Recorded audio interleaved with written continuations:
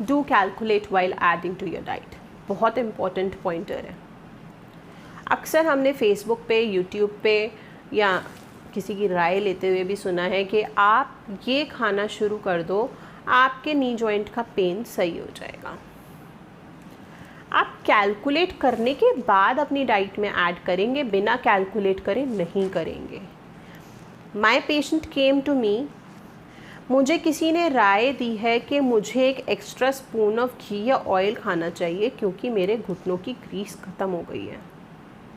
What is the logic? He was already over weight और वो एक एक्स्ट्रा स्पून ऑफ घी उनके वेट को पुट ऑन करेगा, नीज पर स्ट्रेस पुट ऑन करेगा, नी का पेन कम नहीं होगा, बढ़ जाएगा। So you need to calculate. Examples, मैं किसी भी होम रेमेडी के खिलाफ नहीं हूँ, I am not against any of those. मैं ये कह रही हूँ कि आपको कैलकुलेट करके खाना है। पॉजिटिव एग्जाम्पल्स भी हैं। फॉर एन एग्जाम्पल, फेन्यूग्रीन सीड्स यानी कि मेथी दाना। मेथी दाना खाने से नी पेन कम होता है, हो सकता है, क्योंकि वो एंटीऑक्सीडेंट है, एंटी इन्फ्लेमेटरी है, डायरेक्ट इम्पैक्ट पड़ेगा। सूजन कम होगी तो पेन कम होगा, that is going to help. Plus metabolism भी इम्प्रूव करती है फेन्यूग्रीन सीड्स। मेटाबॉलिज्म बेटर होगा तो डेफिनेटली क्या कहते हैं, वेट रिडक्शन में हेल्प करेगा। वेट रिडक्शन होगा तो नीज पर स्ट्रेस कम होगा, नीज पर स्ट्रेस कम होगा तो ऑटोमेटिकली पेन कम होगा। तो this is going to help. But आपने कैलकुलेट करना है, बस आंख बंद करके किसी भी मिथ को फॉलो नहीं करना है। You need to do that. ऐसा ना हो आप तो ट्रायल एंड एरर के लिए कोई भी चीज़ ऐड कर दो लेकिन बाद में वो पेन कम होने की बजाय बढ़कर आए। So you need to take care of it. इस चीज़ पर भी हम एक टॉक अलग से बाद में लेंगे कि what to add and what not to add in the diet, लेकिन अभी के लिए you need to take care with your own logics and potential कि आपने कुछ भी अपनी डाइट में ऐसे ही नहीं ऐड करना है, कैलकुलेट करके ऐड करना है। ओके जी। Taking turns while walking. Normal walking pattern और नॉर्मल ट्विस्टिंग एंड टर्निंग, जो हम एक टर्न लेते हैं, अगर हम उस पर भी खास ध्यान दें तो हम कितने ज़्यादा डिजनरेटिव चेंजेस को अवॉइड कर सकते हैं वो मैं आपको समझाऊंगी। नॉर्मली जब हम टर्न करते हैं तो we turn like this. Note करेंगे जब मैंने टर्न किया तो मेरा ये वाला जो पैर है, नीचे वाला जो बोन है जिसको हम टिबिया कहते हैं, वो स्टेबल है। वेयर एज जो ऊपर वाला जो हमारा जो बोन है जिसको हम फीमर कहते हैं, वो पूरी तरह से रोटेट कर रहा है। देखिए, करा? तो जब ये रोटेशन हो रहा है तो आप सोच कर देखिए कि ये नी जॉइंट है, नीचे वाला स्टेबल है, ऊपर वाला पूरा घूम रहा है, तो कितनी ट्विस्टिंग हुई जॉइंट पर। जब इतनी ज़्यादा ट्विस्टिंग होएगी तो नतीजा क्या होगा? लिगामेंट स्ट्रेस में मेनिस्कल टियर हो सकता है, डिजनरेटिव चेंजेस आ सकते हैं। लिगामेंट्स जितने ज़्यादा स्ट्रेच पोजीशन में रहेंगे फ्यूचर में लिगामेंट टियर भी हो सकता है। So you need to avoid this. इसको कैसे अवॉइड करें? जब वॉक कर रहे हैं और टर्न करना है तो you need to take care कि आप पाइवॉट टर्निंग नहीं करेंगे, एकदम से ट्विस्ट नहीं लेंगे। You need to change position of your leg first, ऐसे, और उसके बाद आप टर्न करो। आपको लेग को एज अ होल टर्न करना है, आपको अपर बॉडी को लेके टर्न नहीं करना है। ओके जी। जिनको भी नी जॉइंट के आर्थराइटिक चेंजेस आते हैं उनको डॉक्टर बहुत क्लियरली प्रेस्क्राइब करते हैं, अवॉइड क्रॉस सिटिंग। आपने चौकड़ी मारकर नहीं बैठना है। क्यों? जब इस पोजीशन में बैठते हैं तो हमारे नीज़ की पोजीशन देखेंगे तो वो हाइपर फ्लेक्शन और हाइपर रोटेशन में है। ठीक है, ऐसा होने से ये जो मीडियल स्पेस है ये ऑटोमेटिकली स्ट्रेस में आती है। यहाँ के लिगामेंट्स, मेनिस्कस सब ट्विस्टेड एंड टर्न्ड पोजीशन में है, जिसकी वजह से एक अनड्यू प्रेशर और अनड्यू स्ट्रेस पड़ रहा है यहाँ पर, तो डिजनरेटिव चेंजेस ऑटोमेटिकली आएंगे। सो जिनको पेन नहीं है और चाहते हैं कि फ्यूचर में भी उनको आर्थराइटिक चेंजेस ना आए तो वो भी प्लीज़ कोशिश करें ये पोजीशन अवॉइड करने की। और जिनको आर्थराइटिक चेंजेस ऑलरेडी हैं, जिनको ग्रेड 2 या ग्रेड 3 के आर्थराइटिक चेंजेस आ चुके हैं, उनसे तो लिटरली मेरा रिक्वेस्ट है कि प्लीज़ इस पोजीशन में बिल्कुल भी ना बैठें। अगर आपको पूजा के लिए भी बैठना है, आप छोटी सी चेयर लेकर बैठें, that would be a better option. अपने लिए अनड्यू प्रेशर या अनड्यू स्ट्रेस क्रिएट करने की ज़रूरत नहीं है वहाँ पर। अब अगर हम आप अपने इंडियन कल्चर की बात करें तो ये पोजीशन इतनी कॉमन है, जागरण, सत्संग, कीर्तन, पूजा, यहाँ तक कि कहीं लोग तो खाना भी इसी पोजीशन में बैठकर खाते हैं। तो कैसे अवॉइड किया जाए? अगर अवॉइड नहीं भी हो पाती है तो क्या लाइफस्टाइल, अगेन जो हमारा आज का टॉपिक है, क्या मॉडिफिकेशंस करें हम इस पोजीशन में बैठे हुए भी कि हमारा जो अनड्यू प्रेशर या स्ट्रेस नी जॉइंट पे पड़ रहा है वो हम अवॉइड करें। सिर्फ नी ही जॉइंट ही क्यों, अगर आप देखें तो हिप जॉइंट भी इन्वॉल्व हो रहा है, बैक भी इन्वॉल्व हो रही है। जब हम इस पोजीशन में बैठते हैं हमारा नी इतनी ज़्यादा फ्लेक्स पोजीशन में, हमारा हिप भी फ्लेक्स पोजीशन में है, जिसको बैलेंस करने के लिए हमें आगे झुककर बैठना पड़ता है। अगर बैक सपोर्ट है फिर तो हम रिलैक्स होकर बैठ जाते हैं, नहीं तो हम पीछे गिरने के डर से हमें आगे स्लाउच करके बैठना पड़ता है, नतीजा हमारी बैक भी इन्वॉल्व होती है।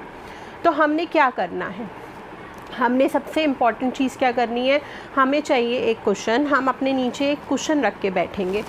ये कुशन को हमने नीचे रख लेना है ऐसे, ठीक है। इस पोजीशन में बैठते ही आप खुद करके देखिएगा कितना रिलैक्सेशन महसूस होता है, आपकी बैक रिलैक्स पोजीशन में आ जाती है, साथ ही आपके नी जॉइंट्स पर भी स्ट्रेस काफ़ी हद तक कम हो जाता है। अभी भी लेकिन स्ट्रेस है, इस स्ट्रेस को, जो नी जॉइंट का स्ट्रेस है, इसको और कम कैसे किया जाए?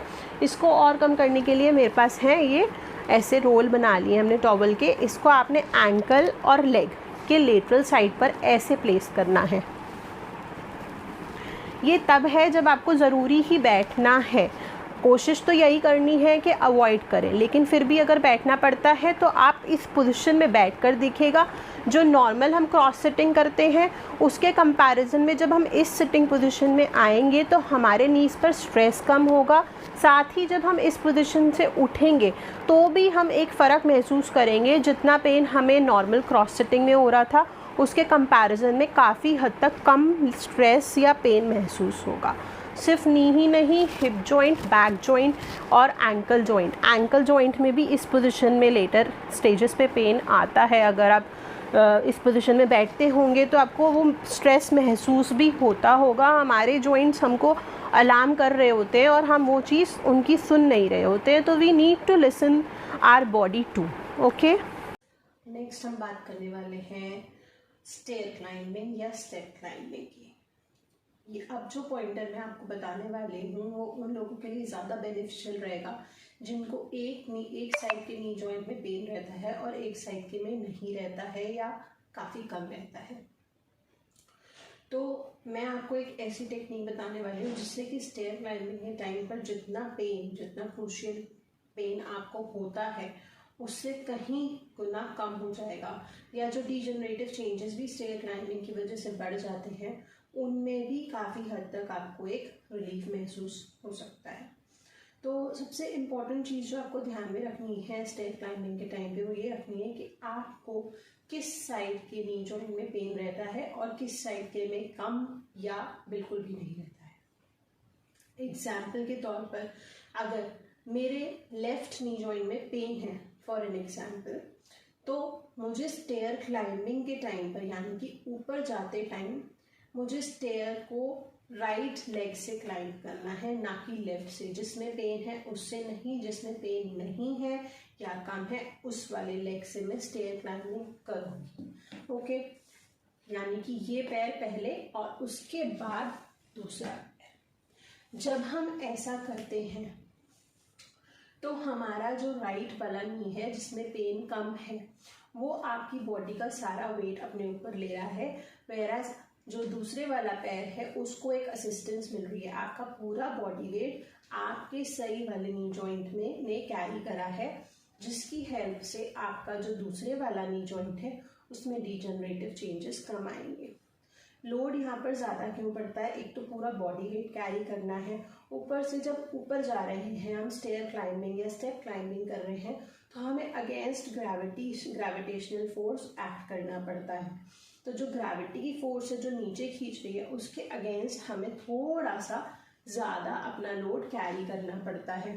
तो इस तरह से हमें ये चीज़ हेल्प करती है। इसके लिए हम एक स्टेटमेंट याद कर लेते हैं, up from heaven and down from head, यानी कि ऊपर जाते वक्त स्वर्ग से जाना है यानी कि सही वाले पैर से, और जब नीचे आ रहे हैं तो नर्क से जाना है हेल से, यानी कि जिस पैर में, जिस नी जॉइंट में आपको पेन है उससे। तो जैसा कि मैंने आपको इस स्टेटमेंट में पहले ही बताया, डाउन फ्रॉम हेल, उसमें क्या करना है आपको, जो जिस पैर में आपको नी जॉइंट पेन है, यानी कि मैंने एग्जाम्पल के तौर पर अपना लेफ्ट नी बोला था, तो आपने लेफ्ट वाला नी जॉइंट पहले नीचे रखना है, coming from the right side. एक चीज़ और ध्यान में रहेंगे, वो ये कि जब आप स्टेयर क्लाइंबिंग या फिर स्टेयर से नीचे आ रहे हैं, स्टेयर डिसेंडिंग के टाइम पर भी आपको अगर रेलिंग प्रोवाइड हो रही है तो then definitely you can take help of it. उसको हेल्प लेने में कोई दिक्कत नहीं है, क्योंकि वो बायोमैकेनिकली आपकी हेल्प ही करेगा। ठीक है जी। और so the statement is up from hello and down from up from heaven and down from hello. फिर से बोल रही हूँ क्योंकि गलत बोल दिया था मैंने। Up from heaven down from hello, यानी कि ऊपर जाते वक्त स्वर्ग की ओर, नीचे आते वक्त नरक की ओर। आपने ये स्टेटमेंट याद रखनी है स्टेयर क्लाइंबिंग के टाइम पे। इससे आपको नी जॉइंट में पेन भी कम होगा और साथ ही साथ जो आगे आने वाले डिजेनरेटिव चेंजेस हैं उसमें भी काफ़ी हद तक आपको रिलीफ मिलेगा। अब हम बात करने वाले हैं लास्ट पॉइंटर की। लास्ट पॉइंटर ये है, ये एक बहुत बड़ा मिसनोमर है। काफ़ी लोग ये करते हैं कि कोई भी ऑइंटमेंट या ऑयल लेकर आते हैं और उसको अप्लाई करते हैं और वो ये सोच लेते हैं कि उससे उनका जो पेन है वो बिल्कुल क्योर हो जाएगा। जी नहीं, आपके पेन में रिलीफ तो ज़रूर मिल सकता है ऑइंटमेंट से या फिर ऑयल से, लेकिन कंप्लीट क्योर पॉसिबल उससे नहीं है। कंप्लीट क्योर अगर आपको चाहिए तो आपने लाइफस्टाइल चेंजेस करने हैं, साथ ही साथ आपने एक्सरसाइजेस करनी है जो नी जॉइंट के स्पेसिफिक जो मसल्स हैं उनकी स्ट्रेंथनिंग या स्ट्रेचिंग एज़ पर रिक्वायरमेंट, जैसा कि आपकी बॉडी इन डिटेल चाहती है आपसे, आपको वो करना होगा। अगर कोई मसल वीक है तो उसकी स्ट्रेंथनिंग, कोई मसल टाइट है तो उसकी स्ट्रेचिंग, आपको पूरी तरह से उस पर वर्क करना होगा, तभी आपको नी जॉइंट पेन में क्योर मिल सकता है। अदरवाइज़ सिर्फ ऑइंटमेंट या ऑयलिंग से it is not possible to do that. ठीक है, आपको कंसिस्टेंट रहना पड़ेगा।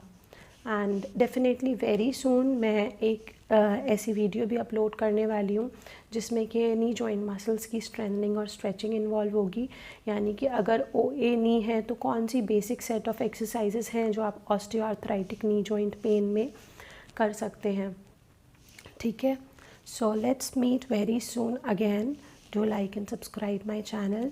कोई भी क्वेरीज हो, कोई भी क्वेश्चंस हो, you are obviously opened up. आप कमेंट बॉक्स में पूछिए, मैं आंसर ज़रूर करूँगी। Bye bye, take care.